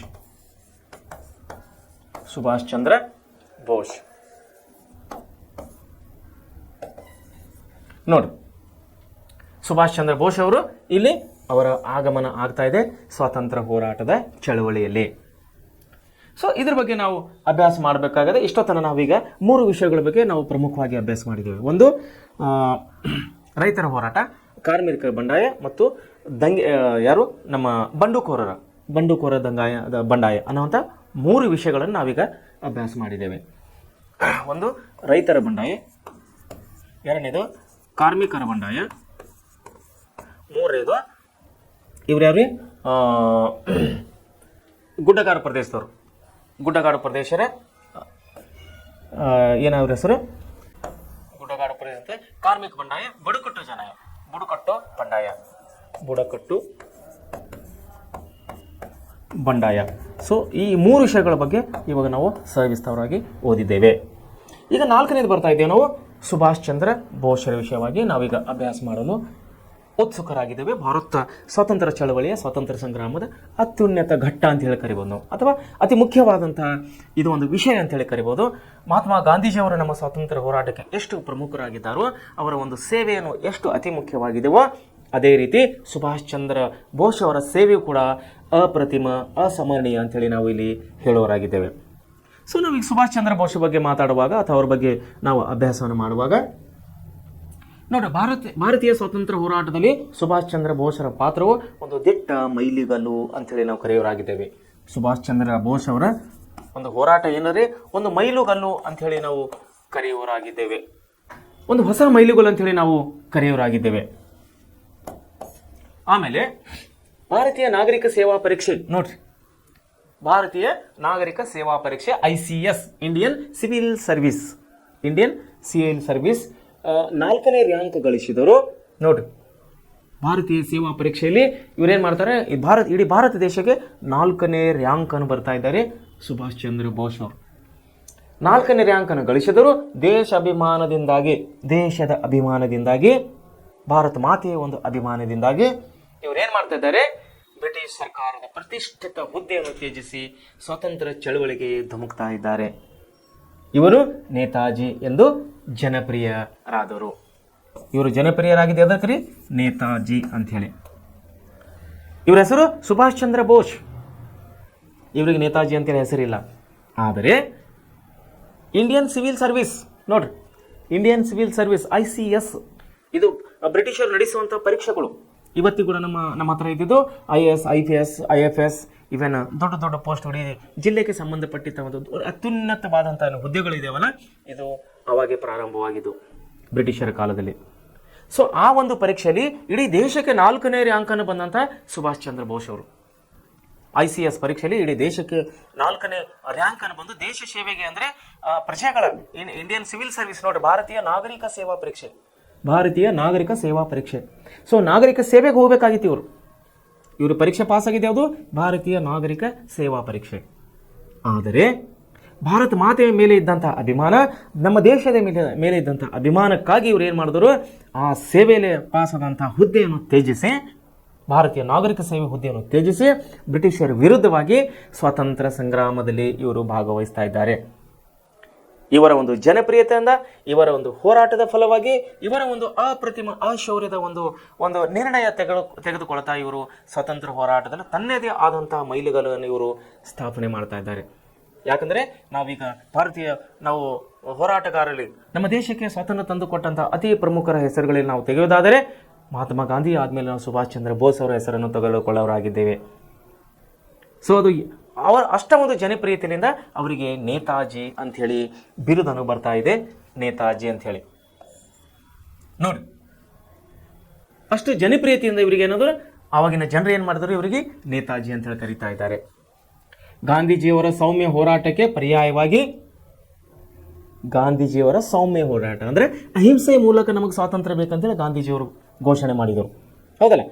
ಅಹಿಂಸೆ ಮತ್ತು ಸತ್ಯಾಗ್ರಹ ಮೂಲಕವಾಗಿ ನಮಗೆ ಸ್ವಾತಂತ್ರ್ಯವನ್ನು ಬೇಕು, ನಾವು ನಿಮ್ಮ ಜೋಡಿ ಜಗಳ ಮಾಡೋದಿಲ್ಲ, ನೀವು ನಮ್ಮ ದೇಶವನ್ನು ಬಿಟ್ಟು ಹೋಗ್ರಿ ಅಂಥೇಳಿ ಬ್ರಿಟಿಷರಿಗೆ ಇವರು ಕಟ್ಟಾಪಣೆ ಕೊಟ್ಟಿದ್ದರು. ಅದೇ ರೀತಿಯಲ್ಲಿ ಅವ್ರು ಏನು ಮಾಡ್ತಾ ಇದ್ರು, ಅಹಿಂಸೆ ಮೂಲಕವಾಗಿ, ಸತ್ಯಾಗ್ರಹದ ಮೂಲಕವಾಗಿ ಬ್ರಿಟಿಷರಿಗೆ ಸಿಂಹ ಸಪನವಾಗಿದ್ದವರು ಮಹಾತ್ಮ ಗಾಂಧೀಜಿಯವರು. ಸೊ ಅದನ್ನೇನಂತ ಆ ಪ್ರೋಸೆಸ್ ಏನದಲ್ಲ, ಈ ಅಹಿಂಸೆ ಮತ್ತು ಸತ್ಯಾಗ್ರಹದ ಪ್ರಾಸೆಸ್ಲಿಂದ ಬ್ರಿಟಿಷರು ಬೇಗ ಸ್ವಾತಂತ್ರ್ಯವನ್ನು ಕೊಡ್ತಾ ಇಲ್ಲ. ಯಾಕಂದರೆ ಅವರು ದಿನಕ್ಕೊಂದು ಹೊಸ ಹೊಸ ಕಾನೂನುಗಳನ್ನು, ದಿನಕ್ಕೊಂದು ಹೊಸ ಹೊಸ ನೀತಿಗಳನ್ನು ತೆಗೆಯೋದ್ರ ಮೂಲಕವಾಗಿ ಕಾಲಹರಣವನ್ನು ಮಾಡ್ತಾ ಇದ್ದರು ಬ್ರಿಟಿಷರು. ಅಂದರೆ ದಿನವನ್ನು ಮುಂದೆ ಹೋಗ್ತಾ ಇದ್ದರು ವಿನ ನಮಗೆ ಸ್ವಾತಂತ್ರ್ಯ ಕೊಡ್ತಾ ಇದ್ದಿಲ್ಲ. ಸೊ ಅದರ ವಿರುದ್ಧವಾಗಿ, ಅಂದರೆ ಗಾಂಧೀಜಿಯವರ ಅಹಿಂಸೆ ಮತ್ತು ಸತ್ಯಾಗ್ರಹದ ವಿರುದ್ಧವಾಗಿ ಒಂದು ಹೊಸ ಪರ್ಯಾಯವಾಗಿ, ಅಂದರೆ ಗಾಂಧೀಜಿಯವರ ವಿರುದ್ಧವಾಗಿ ಅಥವಾ ಪರ್ಯಾಯವಾಗಿ 1930ರ ದಶಕದ ಪ್ರಾರಂಭದಲ್ಲಿ ವಿದೇಶದಲ್ಲಿ ನೆಲೆಗೊಂಡ ಭಾರತೀಯರನ್ನು ಸಂಘಟಿಸಿ ಬ್ರಿಟಿಷರ ವಿರುದ್ಧ ಹೋರಾಡುವ ಪ್ರಯತ್ನದಲ್ಲಿದ್ದರು. ಯಾರ್ರೀ? ಸುಭಾಷ್ ಚಂದ್ರ ಬೋಸ್ ಅವರು. 1930ರ ಸುಮಾರಿಗೆ ಭಾರತ ಬಿಟ್ಟು ಹೊರಗಡೆ ವಾಸಿಸುವಂಥ ಎಲ್ಲ ನಮ್ಮ ದೇಶವಾಸಿಗಳನ್ನು, ಎಲ್ಲ ನಮ್ಮ ದೇಶದ ನಾಗರಿಕರನ್ನು ಸಂಘಟಿಸುವಂಥ ಕೆಲಸದಲ್ಲಿ ನಿರತರಾಗಿದ್ದರು ಸುಭಾಷ್ ಚಂದ್ರ ಬೋಸ್ ಅವರು. ನೋಡಿ, ವಿದೇಶದಲ್ಲಿ ನೆಲೆಗೊಂಡ ಭಾರತೀಯರನ್ನು ಸಂಘಟಿಸಿ ಬ್ರಿಟಿಷರ ವಿರುದ್ಧ ಹೋರಾಡುವ ಪ್ರಯತ್ನದಲ್ಲಿದ್ದರು. ಇವರು ವಿವಿಧ ದೇಶಗಳ ನಗರಗಳಾದ ವಿಯೆನ್ನಾ, ಬರ್ಲಿನ್, ರೋಮ್, ಇಸ್ತಾಂಬುಲ್ ಮುಂತಾದ ಕಡೆಗಳಲ್ಲಿ ಪ್ರಯಾಣ ಮಾಡಿ ತಾಯ್ನಾಡಿಗೆ ತಮ್ಮ ಬೆಂಬಲವನ್ನು ನೀಡಲು ಪ್ರೇರೇಪಿಸಿದರು. ಇವರು 4 ದೇಶಗಳನ್ನು ತಿರುಗ್ತಾ ಇದ್ದಾರೆ. ವಿಯೆನ್ನಾ, ಬರ್ಲಿನ್, ರೋಮ್ ಮತ್ತು ಇಸ್ತಾಂಬುಲ್ ಮುಂತಾದ ಕಡೆಗಳಲ್ಲಿ ಪ್ರಯಾಣ ಮಾಡಿ ತಾಯ್ನಾಡಿಗೆ ತಮ್ಮ ಬೆಂಬಲವನ್ನು, ಅಂದರೆ ಭಾರತ ದೇಶಕ್ಕಾಗಿ ತಾವು ಕೂಡ ಬೆಂಬಲ ಕೊಡಬೇಕು. ವಿದೇಶದಲ್ಲಿರುವಂಥ ನಾಗರಿಕರು, ನೀವು ನಮ್ಮ ದೇಶದ ಹೋರಾಟಕ್ಕಾಗಿ ನಡೆಯುತ್ತಿರುವಂಥ ಸ್ವಾತಂತ್ರ್ಯ ಸಂಗ್ರಾಮಕ್ಕೆ ಅಥವಾ ಸ್ವಾತಂತ್ರ್ಯ ಹೋರಾಟಕ್ಕೆ ನೀವು ನಮ್ಮನ್ನು ಬೆಂಬಲ ಕೊಡಬೇಕು ಅಂಥೇಳಿ ವಿದೇಶದಲ್ಲಿರುವಂಥ ದೇಶದ ನಾಗರಿಕರನ್ನು ಇವರು ಸಂಘಟನೆ ಮಾಡುವಂಥ ಕೆಲಸ ಮಾಡ್ತಾ ಇದ್ದಾರೆ ಸುಭಾಷ್ ಚಂದ್ರ ಬೋಸ್ ಅವರು. ಮುಂದೆ ನೋಡಿ, ಯುರೋಪಿನಲ್ಲಿ ಉದಯಿಸಿದ ಕಮ್ಯುನಿಸ್ಟ್ ಮತ್ತು ಸಮಾಜವಾದಿ ಅಲೆಯು ಏನಾಗ್ತಾ ಇದ್ದಾರೆ ಮುಂದೆ ಯುರೋಪ್ ದೇಶದಲ್ಲಿ ಏನಾಗ್ತಾ ಇದ್ದಾರೆ, ಎರಡು ಬಣಗಳು ಉದಯ ಆಗ್ತಾ ಇದ್ದಾವೆ ಅಲ್ಲಿ. ಎಂತಹ ಬಣಗಳು ಅಂದರೆ ಒಂದು ಕಮ್ಯುನಿಸ್ಟು ಮತ್ತು ಸಮಾಜವಾದಿ ಅಲೆ. 2 ಅಲೆಗಳನ್ನು ಕಾಣ್ತಾ ಇದ್ದೀವಿ ನಾವು, ಒಂದು ಕಮ್ಯುನಿಸ್ಟು, ಇನ್ನೊಂದು ಸಮಾಜವಾದಿ ಅಂತೇಳಿ. ಅಲೆಯು ಭಾರತದಲ್ಲಿ ಕಾಂಗ್ರೆಸ್ ಸಂಘಟನೆಯನ್ನು ಕೂಡ ಬದಲಾವಣೆಗೆ ಒಳಪಡಿಸಿತ್ತು. ಕಾಂಗ್ರೆಸ್ನ ಒಳಗೂ ಸಹ ಸ್ಪಷ್ಟವಾಗಿ ಸಮಾಜವಾದಿ ಎಡಪಂಥೀಯಂತೆ ಗೋಚರಿಸತೊಡಗಿತ್ತು. ಈ ಹಿನ್ನೆಲೆಯಲ್ಲಿ ಭಾರತದಲ್ಲಿ 1934ರ ವೇಳೆಗೆ ಜವಾಹರ್ಲಾಲ್ ನೆಹರು ಅವರು ಮತ್ತು ಸುಭಾಷ್ ಚಂದ್ರ ಬೋಸ್ ಅವರು ಕಾಂಗ್ರೆಸ್ ಸಮಾಜವಾದಿ ಪಕ್ಷವನ್ನು ಸ್ಥಾಪಿಸಿದರು. ಏನಾಗ್ತಾ ಇದ್ದಾರೆ ಇಲ್ಲಿ, ಯುರೋಪಿನಲ್ಲಿ ಕಮ್ಯುನಿಸ್ಟ್ ಮತ್ತು ಸಮಾಜವಾದಿ 2 ಅಲೆಗಳನ್ನು ಹುಟ್ಟುಕೊಡ್ತಾ ಇದ್ದಾವೆ. ಅಂದ್ರೆ ಅಲ್ಲಿರುವಂಥ ಜನರು 2 ಬಣಗಳನ್ನು ಮಾಡ್ಕೊಳ್ತಾ ಇದ್ದಾರೆ, ಒಂದು ಕಮ್ಯುನಿಸ್ಟ್ ಬಣ, ಎರಡನೇದಾಗಿ ಸಮಾಜವಾದಿ ಬಣ ಅಂತೇಳಿ. ಸೊ ಇದರ ಪ್ರಭಾವವನ್ನು ತೆಗೆದುಕೊಂಡಂತ ನಮ್ಮ ಸುಭಾಷ್ ಚಂದ್ರ ಬೋಸ್ ಅವರು ಮತ್ತು ಪಂಡಿತ್ ಜವಾಹರ್ಲಾಲ್ ನೆಹರು ಅವರು, ನಮ್ಮ ದೇಶದ ಪ್ರಥಮ ಪ್ರಧಾನಮಂತ್ರಿಯವರಾದಂಥ ಪಂಡಿತ್ ಜವಾಹರ್ಲಾಲ್ ನೆಹರು ಅವರು ಮತ್ತು ಸುಭಾಷ್ ಚಂದ್ರ ಬೋಸ್ ಅವರು ಏನ್ ಮಾಡ್ತಾ ಇದ್ದಾರೆ, ಭಾರತೀಯ ರಾಷ್ಟ್ರೀಯ ಕಾಂಗ್ರೆಸ್ನಲ್ಲಿ ಇದ್ದುಕೊಂಡೇ ಅವ್ರು ಏನ್ ಮಾಡ್ತಾರ, 1934ರ ವೇಳೆಗೆ ಕಾಂಗ್ರೆಸ್ ಸಮಾಜವಾದಿ ಪಕ್ಷ ಅಂತೇಳಿ ಹೊಸ ಪಕ್ಷವನ್ನು ಪ್ರಾರಂಭ ಮಾಡ್ತಾ ಇದ್ದಾರೆ. ಸೊ ಭಾರತೀಯ ರಾಷ್ಟ್ರೀಯ ಕಾಂಗ್ರೆಸ್ ಏನಾಗ್ತಾ ಇದ್ರಿ, 1938ರಲ್ಲಿ ಹರಿಪುರ್ ಅಧಿವೇಶನದಲ್ಲಿ ಗಾಂಧೀಜಿ ಬೆಂಬಲದೊಂದಿಗೆ ಬೋಸರು ಅಧ್ಯಕ್ಷರಾದರು. 1938ರ ಕಾಂಗ್ರೆಸ್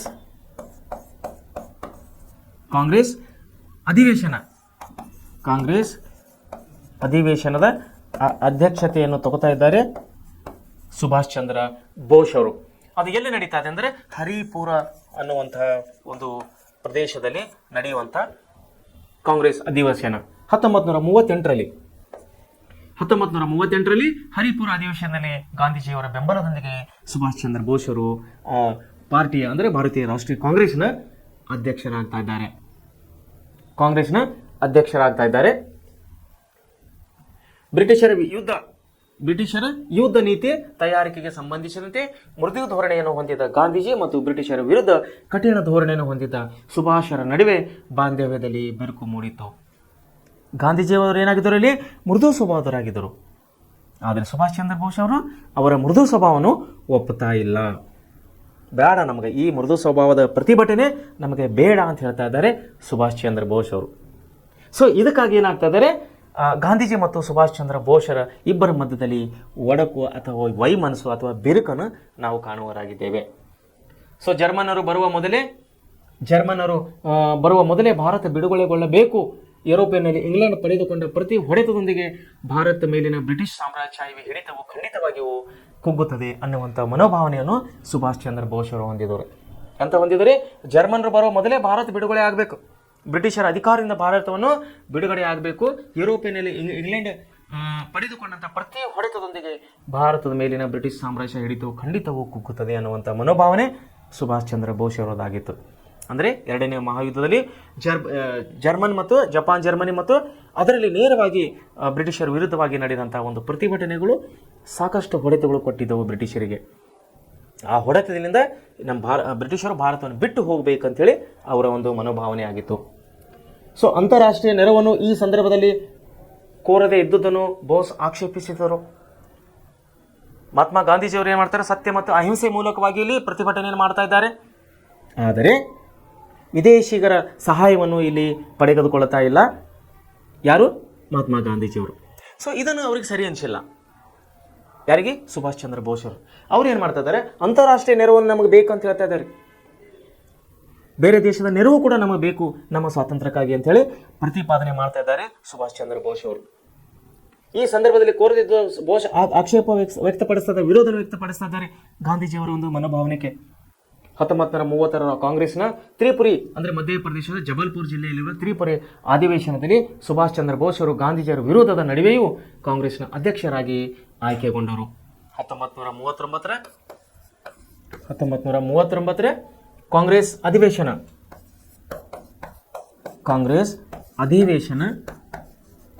ಅಧಿವೇಶನದಲ್ಲಿ ಇವರೇನು ಮಾಡ್ತಾ ಇದ್ದಾರೆ, ಕಾಂಗ್ರೆಸ್ನ ಅಧ್ಯಕ್ಷರಾಗಿ ಆಯ್ಕೆಯಾಗಿದ್ದಾರೆ. ಯಾರ ವಿರುದ್ಧವಾಗಿ, ಗಾಂಧೀಜಿಯವರ ವಿರುದ್ಧವಾಗಿಯೂ ಕೂಡ, ಗಾಂಧೀಜಿಯವರ ವಿರೋಧ ನಡುವೆಯೂ ಕಾಂಗ್ರೆಸ್ನ ಅಧ್ಯಕ್ಷರಾಗಿ ಆಯ್ಕೆಗೊಂಡರು 1939ರಲ್ಲಿ. ಮತ್ತೆ ನಂತರ ದಿನಗಳಲ್ಲಿ ಗಾಂಧೀಜಿ ಮತ್ತು ಬೋಸರ ನಡುವಿನ ಭಿನ್ನಾಭಿಪ್ರಾಯಗಳು ತೀವ್ರಗೊಂಡವು. ಬರುತ್ತಾ ದಿನ ಕಳೆದ ಹಾಗೆ ಗಾಂಧೀಜಿ ಮತ್ತು ಸುಭಾಷ್ ಚಂದ್ರ ಬೋಸರ ಮಧ್ಯದಲ್ಲಿ ಬಿರುಕುಗಳನ್ನು ಕಾಣ್ತಾ ಇದ್ದಾರೆ. ಯಾಕಂದ್ರೆ ಅವರು ಸತ್ಯ ಮತ್ತು ಅಹಿಂಸದ ಮೂಲಕವಾಗಿ ಹೋರಾಟ ಮಾಡಾರಂತ ಗಾಂಧೀಜಿಯವರು ಹೇಳ್ತಾ ಇದ್ದಾರೆ, ಬೇಡ, ನಾವು ಸತ್ಯನೂ ಬೇಡ, ಅಹಿಂಸನೂ ಬೇಡ, ಬ್ರಿಟಿಷರ ವಿರುದ್ಧವಾಗಿ ನಾವು ಬಂದೂಕನ್ನು ಹಿಡ್ಕೊಂಡು ಹೋರಾಟ ಮಾಡೋಣ ಅಂತೇಳಿ ಸುಭಾಷ್ ಚಂದ್ರ ಬೋಸ್ ಅವರು ಪ್ರತಿಪಾದನೆ ಮಾಡ್ತಾ ಇದ್ದಾರೆ. ಸತ್ಯ ಮತ್ತು ಅಹಿಂಸದ ಮೂಲಕವಾಗಿ ಹೋದರೆ ನಮಗೆ ಇನ್ನೂ 100 ವರ್ಷ ನಮಗೆ ಸ್ವಾತಂತ್ರ್ಯ ಸಿಗುವುದಿಲ್ಲ ಅಂತೇಳಿ ಸುಭಾಷ್ ಚಂದ್ರ ಬೋಸ್ ಅವರು ಪ್ರತಿಪಾದನೆ ಮಾಡ್ತಾ ಇದ್ದಾರೆ. ಬದಲಾಗಿ ಅವರು ಬಂದೂಕನ್ನು ಹಿಡ್ಕೊಂಡು ಬರ್ತಾ ಇದ್ದಾರೆ, ನಾವು ಬಂದೂಕನ್ನು ಹಿಡ್ಕೊಂಡು ಹೋಗೋಣ ಅಂತೇಳಿ ಸುಭಾಷ್ ಚಂದ್ರ ಬೋಸ್ ಅವರು ಪ್ರತಿಪಾದನೆ ಮಾಡ್ತಾ ಇದ್ದಾರೆ. ಸೊ ಏನಾಗುತ್ತೆ, ಭಿನ್ನಾಭಿಪ್ರಾಯಗಳು ಹೆಚ್ಚೆಚ್ಚು ಭಿನ್ನಾಭಿಪ್ರಾಯ ತೀವ್ರವಾಗ್ತಾ ಇದ್ದಾವೆ ಗಾಂಧೀಜಿ ಮತ್ತು ಸುಭಾಷ್ ಚಂದ್ರ ಬೋಸರ ಮಧ್ಯದಲ್ಲಿ. ಕಾಂಗ್ರೆಸ್ನ ಒಳಗಿದ್ದು ಬ್ರಿಟಿಷರನ್ನು ತೀವ್ರವಾಗಿ ಹಿಮ್ಮೆಟ್ಟಿಸಬೇಕೆನ್ನುವ ಸುಭಾಷ್ ಚಂದ್ರ ಬೋಸ್ ಅವರ ಕಾರ್ಯ ಚಟುವಟಿಕೆಗೆ ಹಿನ್ನಡೆ ಉಂಟಾಯಿತು. ಸುಭಾಷ್ ಚಂದ್ರ ಬೋಸರು ಕಾಂಗ್ರೆಸ್ನ ಚಟುವಟಿಕೆಗಳು ಮತ್ತು ಗಾಂಧೀಜಿಯವರ ಕಾರ್ಯವಿಧಾನದಿಂದ ಬೇಸರಗೊಂಡು ಕಾಂಗ್ರೆಸ್ಸಿನ ಹೊರಬಂದು ಫಾರ್ವರ್ಡ್ ಬ್ಲಾಕ್ ಎಂಬ ಹೊಸ ಪಕ್ಷವನ್ನು ಕಟ್ಟಿದರು. ಯಾವ ಪಕ್ಷ ರೀ?